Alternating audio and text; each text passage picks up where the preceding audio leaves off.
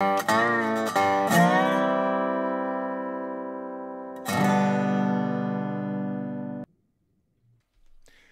everyone, and welcome back to Coffee with Craig, where we talk about all things firearms policy, politics, culture, media, you name it. We're talking about it right here on Coffee with Craig. So please take a moment, like, share, and subscribe, and encourage your friends to do the same.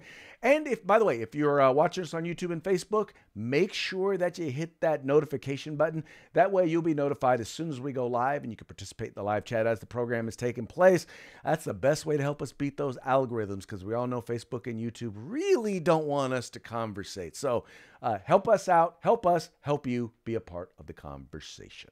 All right, today's topic is going to be an interesting one.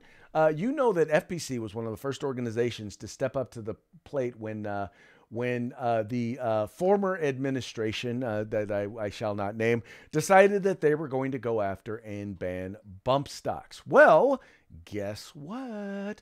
The conversation on bump stocks is back. And that's right, the Firearms Policy Coalition recently issued a brief to the Fifth Circuit regarding semi-automatic firearms and bump stocks, basically noting what you and I all know is the case, and that is that they are not machine guns. And to discuss this, tell us a little bit more about this brief and this case, we have the senior attorney for constitutional litigation with the Firearms Policy Coalition, Mr. Cody Wisniewski. How are we doing today, sir? Doing well, Craig. How about yourself? I am doing fantastic. You know, every single time I see whether it's a new brief or a new case being filed, or even a case that's in the process being rejuvenated. There you go. Rejuvenated. I don't think that's a word. If it is, maybe I could claim it. But being rejuvenated, just seeing some of these cases being looked at through a new lens, particularly, in my opinion, pro-gun lens, or at least one that's more likely to support our outcome, I get excited. So when I saw this one, I was like, oh man, we gotta have Cody on the program to talk a little bit about this one. Yeah, I love it with seeing them when they're filed as well. There's always more anxiety right before they're filed, and those days and weeks leading up to it, because I think what a lot of people don't see is the amount of work that goes into something like this. And I had the great opportunity to work with our very own Joseph Greenlee on this brief, and as well work with some outside counsel, Eric, who's been in a lot of cases as well. You've seen. So this was a team effort, but it's a really important brief. If you saw my prior appearance here on Coffee with Craig, then you'll have heard me talk about the importance of putting really good information in front of judges and really elucidating the actual facts of what's going on in the operation of a firearm. And I have to tell you, Craig, I didn't ever think that I would have to explain to a court how a trigger worked or how a semi-automatic firearm worked. But hey, sometimes you do things that you didn't expect. And that was basically what we ended up having to do in this brief. All right. First, just kind of lay out a little bit about the case in general, and then specifically talk a little bit about some of the stuff we have in the brief. Yeah, absolutely. So this is a straightforward bump stock case. So you've probably seen ones like it. You've heard us talk about it. You've seen the coverage on it. Essentially, the prior administration went through a rulemaking with the Bureau of Alcohol, Tobacco, Firearms, and Explosives, the ATF, and basically tried to ban bump stocks using the regulatory process. So instead of Congress passing a law that said bump stocks are hereby banned, well, they never pass a law that's got one line, but in a pretend world. Instead, the agency is essentially trying to reinterpret the term machine gun and classify bump stocks as a device that converts a semi-automatic firearm into a machine gun, which is just categorically impossible under the definitions for bump stock devices. There's just no way that you can reach that conclusion with the information before you when you properly understand how a firearm functions. Well, and that's the amazing thing is in many cases, and we talked about this before, in many cases, judges or justices don't understand the mechanics of firearms in detail. But I think this also gets to an understanding of constitutionality and what the role of the executive branch is, correct? Yeah, and that's a big issue that you run into with these cases that come out of agencies, right? Is the executive branch's job is to enforce the law that Congress makes. The executive branch isn't in the role of creating law. They're not supposed to be, passing drafting statutes that are going to criminalize conduct. But that's exactly what ATF is trying to do here. They're, in essence, through an interpretation of statute, creating a new law. They're banning an item that wasn't previously banned, an item that the ATF had for years said didn't fall under the definition of machine gun and was totally not regulated under the ATF's statutes. And now they're going through this reinterpretation. But in effect, that reinterpretation creates a new criminal law. You could be a potential felon for possessing a bump stock. I mean, it's completely backwards. It completely violates our system of government. It puts lawmaking power in the hands of the people that are also charged with enforcing the law. And which we can always dig into later, the courts are also sometimes deferring to those agencies after they make the law. So it is incredibly dangerous when you have this consolidation of power in a single branch of government. Well, exactly, because you've got a couple of things. Part of it is, I think, Congress abdicating their responsibility when it comes to providing some of these details. They don't want to bother to take the time to get to really know or understand the details. In some cases, it's just I will call it laziness. In some cases, it's a matter of they want the vagueness because they want the executive branch to be able to fudge. Once again, that's just my opinion. But so in some cases, you have that, and the other challenge that you have is the politicization of agencies that are simply supposed to be enforcement and regulatory, nonpartisan, non-policy creating entities.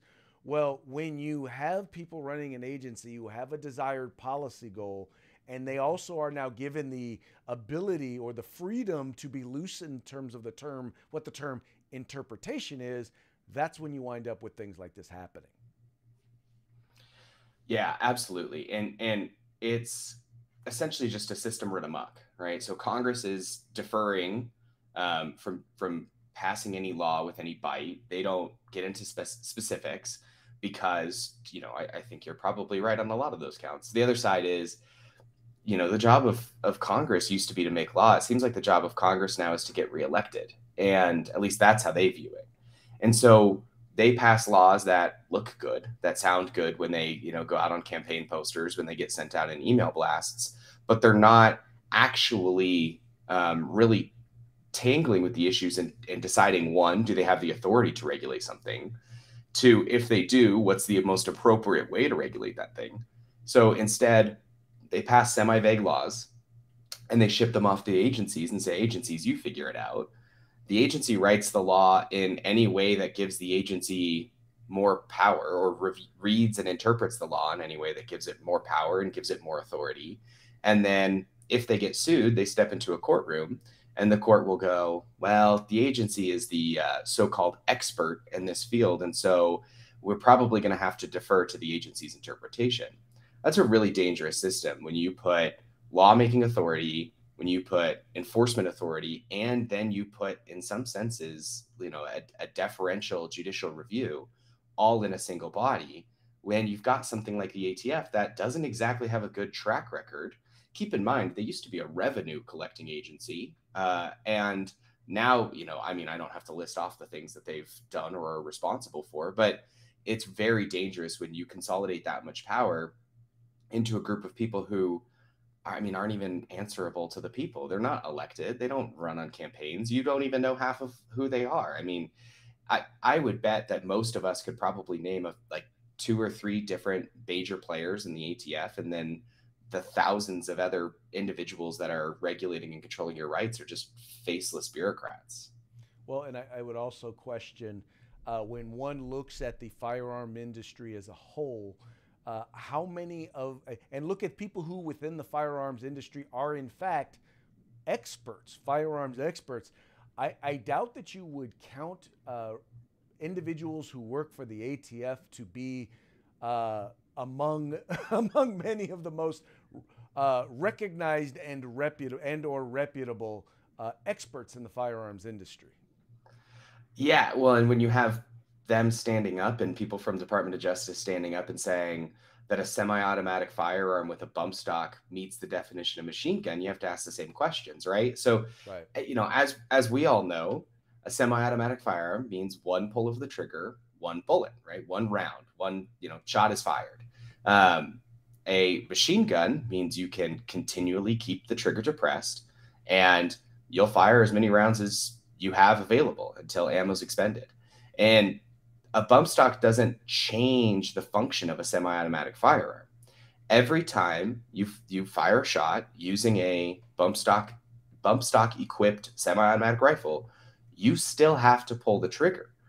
And it still requires you to release the action of the firearm, to release the hammer per pull. And it's not like it's magically creating a system where you can just press and hold. That's not what a bump stock does. And in the lower court case, in this case, Cargill, the lower court tried to redefine the forebody of the firearm as the trigger, saying that the single input that an operator exerts on a bump stock equipped firearm is the constant pressure that's maintained on the forebody of the firearm that then allows the trigger to bump into the stabilized trigger finger, which is essentially, it sounds really fancy when you explain it that way, but basically what that means is that the trigger isn't the trigger, that the firearm is the trigger. And this is all kind of new to me.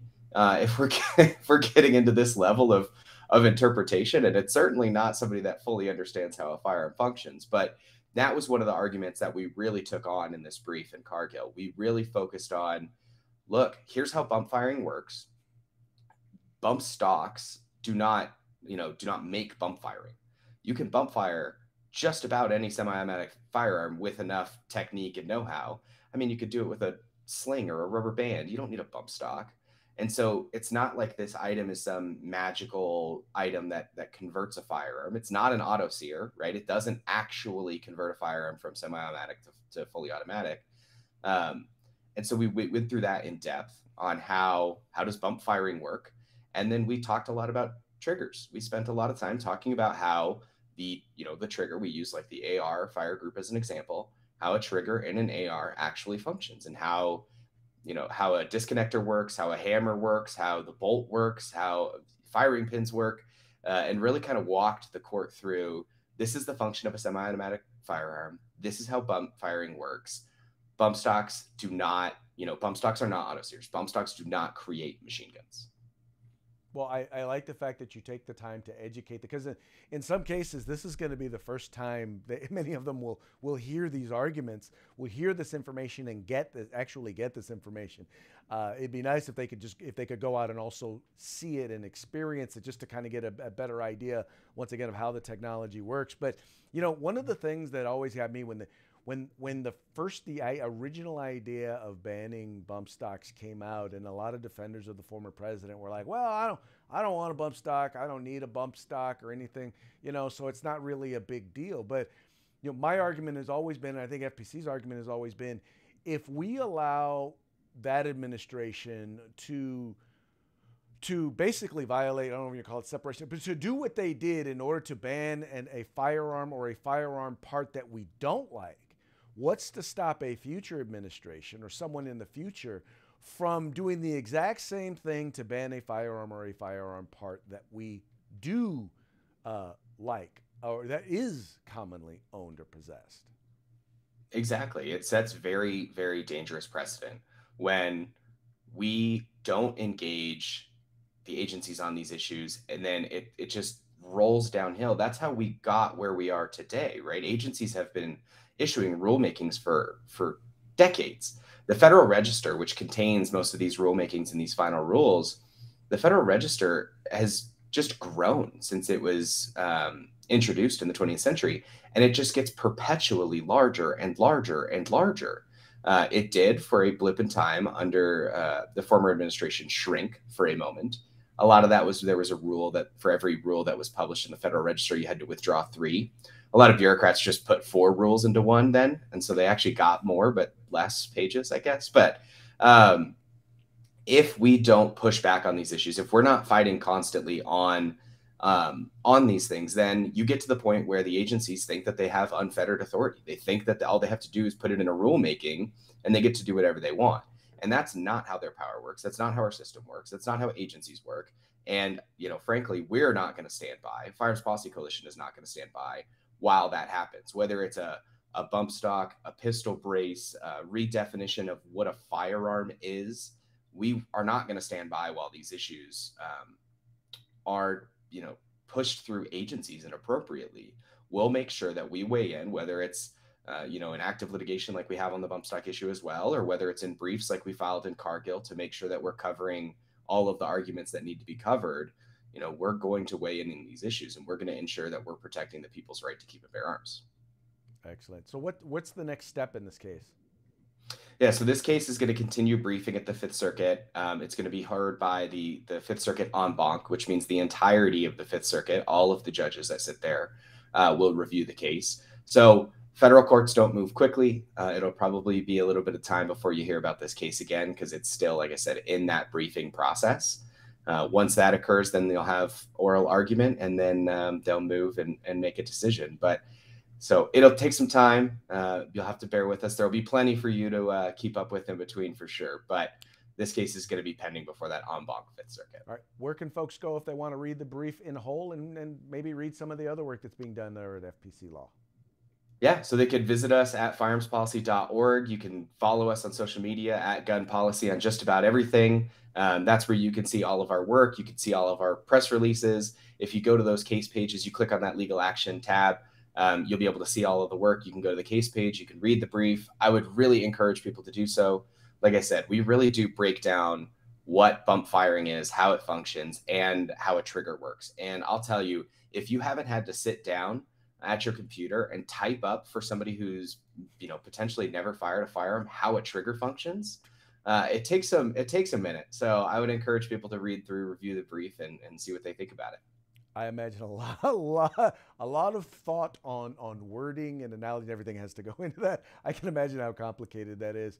Cody, thank you for all the work that you do. You and the rest of the folks over there at FPC Law.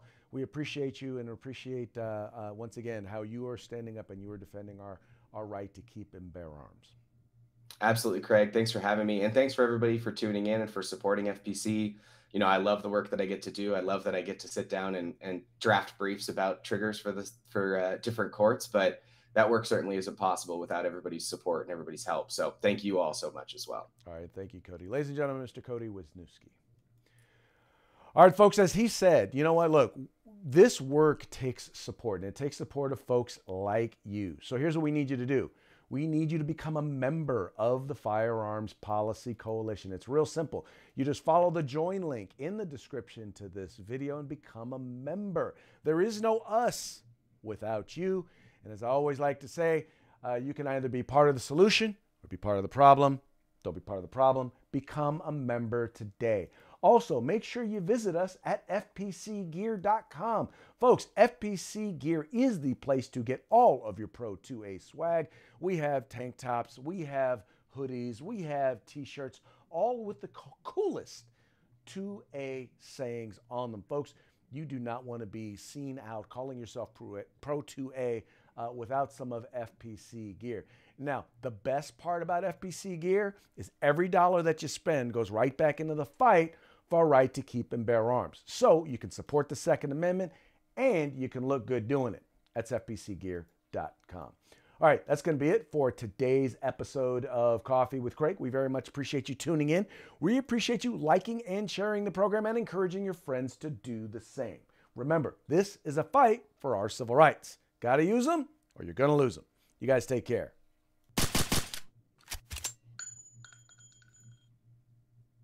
If you like our videos, follow, subscribe, like, and share.